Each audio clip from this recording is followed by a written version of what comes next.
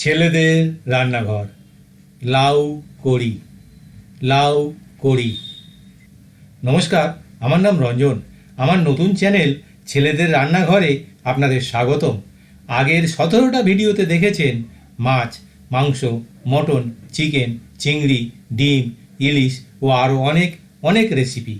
আজ 18 নম্বর ভিডিওতে দেখবেন লাউ কড়ি।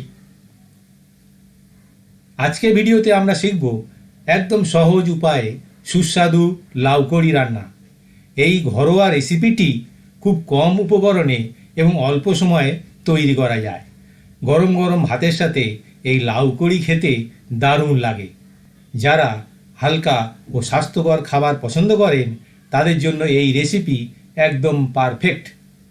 প্রথমে উপকরণ ও পরিমাণ: লাউ 300-350 গ্রাম, টক দই 1 কাপ, কাঁচা লঙ্কা চেরা 2-3টি, আদা রসুন বাটা 2 চা চামচ, রসুন কুচি 1 চা চামচ, পেঁয়াজ কুচি 1টি বড়, টমেটো কুচি 1টি বড়, হলুদ গুঁড়ো 1 চা চামচ, ধনে গুঁড়ো 1 চা চামচ, লাল লঙ্কা গুঁড়ো 1 চা চামচ, গোটা জিরে 1 চা চামচ, মেথি দানা হাফ চা চামচ, হিং 1 চিমটি, তেল 1-2 টেবিল চামচ, কারি পাতা 8-10টি, নুন স্বাদ মতো, ধনে পাতা কুচি প্রয়োজন মতো।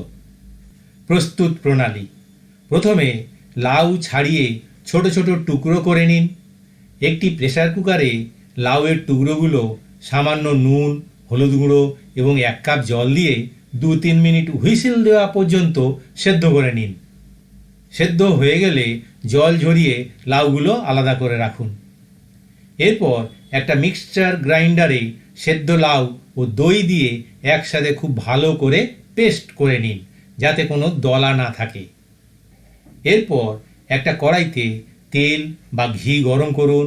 তাতে সর্ষে, জিরে, মেথি, কাঁচা লঙ্কা চেরা, কারি পাতা, রসুন কুচি এবং হিং ফোড়ন দিয়ে 1 মিনিট কষিয়ে নিন।